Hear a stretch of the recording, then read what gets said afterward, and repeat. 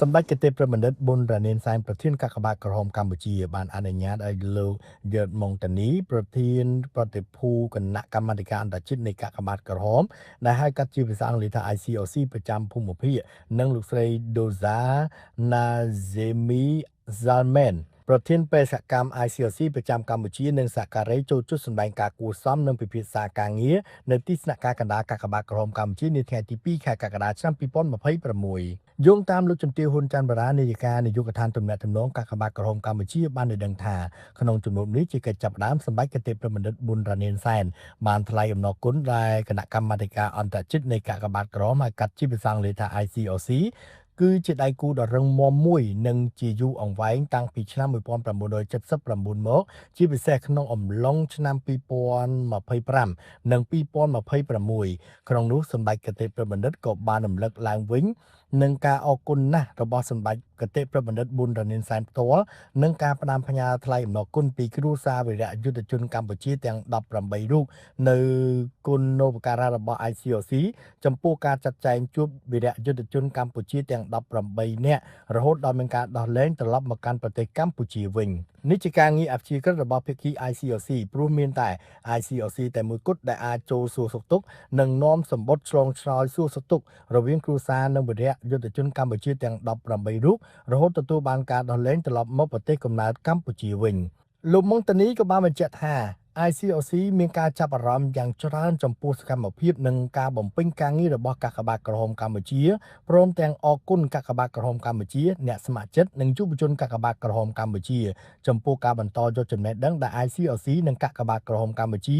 បានធ្វើការបណ្ដុះបណ្ដាលអំពីហានិភ័យនៃមីននិងគ្រាប់យុទ្ធភ័ណ្ឌមិនទាន់ផ្ទុះជូនដល់សហគមន៍បានទាន់ពេលវេលាដើម្បីបញ្ជ្រាបការយល់ដឹងនិងផ្លាស់ប្ដូរឥរិយាបថរបស់ប្រជាពលរដ្ឋក្នុងការជៀសវាងពីគ្រោះថ្នាក់ដោយសារមីននិងយុទ្ធភ័ណ្ឌមិនទាន់ផ្ទុះដែលកំពុងអនុវត្តតាមបណ្ដាខេត្តជាប់ព្រំដែនកម្ពុជាថៃនាពេលបច្ចុប្បន្នជារួមនៅក្នុងកិច្ចពិភាក្សានេះសម្ដេចគតិប្រមនិតប៊ុនរ៉ានីនសែននិងភាគី ICOC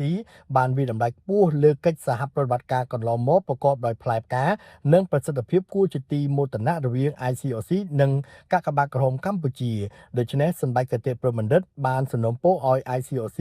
បន្តជួយឧបត្ថម្ភដល់កាកបាទក្រហមកម្ពុជាទោះជាក្នុងបច្ចេកទេសក្តីនិងជាថវិកាក្តីជាការឆ្លើយតបប្រតិភូ ICOC បានបញ្ជាក់ថានឹងនៅតែបន្តជួយកាកបាទក្រហមកម្ពុជា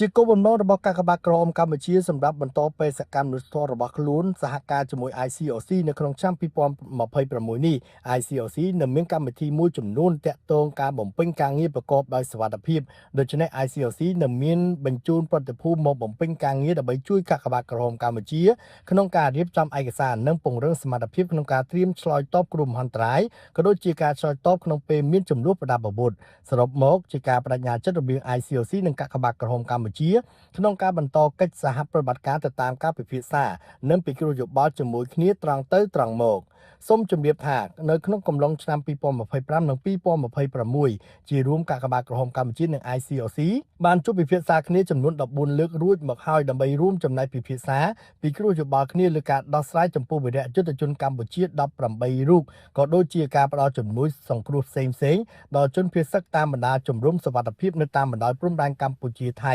តែសម្រាប់ថ្ងៃនេះជាការបន្តសម្រាប់ឆ្នាំ